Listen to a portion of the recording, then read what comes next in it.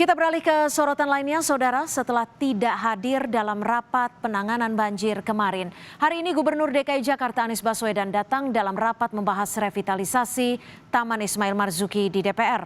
Anies menegaskan tidak ada upaya komersialisasi tim seperti yang dikhawatirkan para seniman. Debat pun tak terhindarkan antara anggota DPR Komisi 10 dengan Gubernur DKI Jakarta. Dua seniman yang juga menjadi anggota DPR Komisi 10, Rano Karno dan Dede Yusuf, bersuara lantang kepada Gubernur DKI Jakarta Anies Baswedan soal polemik revitalisasi Taman Ismail Marzuki. Keduanya mempertanyakan nasib para seniman dan tujuan pembangunan sebanyak 3.000 kursi teater. Tapi ini cukup mesti sampai DPRD. Maka saya bilang ada apa? Jadi saya sepakat juga mungkin dengan Ketua DPRD, mungkin memang komunikasi yang tidak berjalan. Pak Gubernur, saya pribadi mungkin bisa mewakili diri saya masih sebagai seorang seniman. Saya harus berterima kasih. Karena setelah hampir 57 tahun, tim Anda buat baik kembali. Tapi memang mungkin kita alpa sejarah.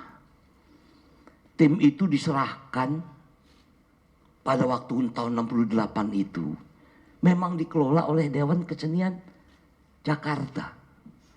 Jadi pada waktu teman-teman seniman ke sini, prinsipnya mereka setuju revitalisasi. Cuman mereka bertanya, Pak Gubernur, setelah itu kami di mana? Apakah kami masih dalam pengelolaan? Karena kalender kegiatan kesenian pasti mungkin pihak swasta sulit untuk mengaturnya. Jadi saya tahu memang itu tempatnya para seniman berkumpul.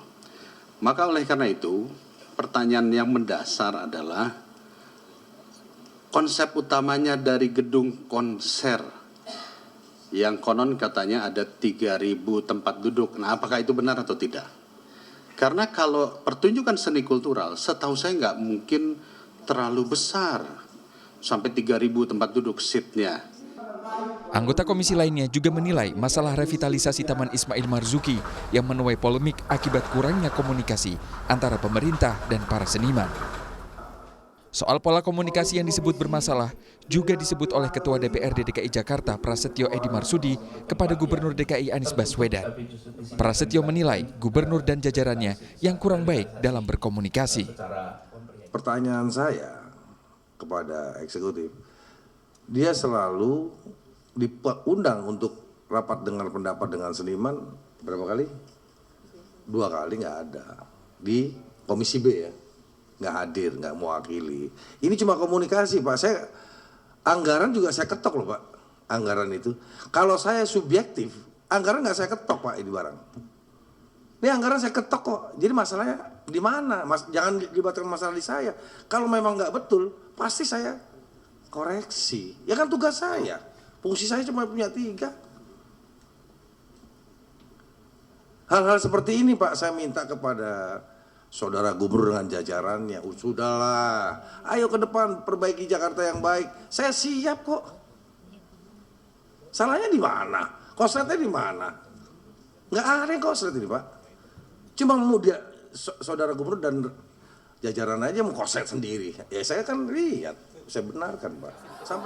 Menanggapi pernyataan Prasetyo Edy, Gubernur DKI Anies Baswedan membenarkan harus dibenahinya pola komunikasi dengan pihak terkait. Lalu komunikasi insya Allah kita intensifkan, Pak, komunikasi, dan benar seperti sampaikan Pak Ketua bahwa DPRD sangat mendukung, Pak, sangat mendukung pada pengembangan kegiatan seni budaya.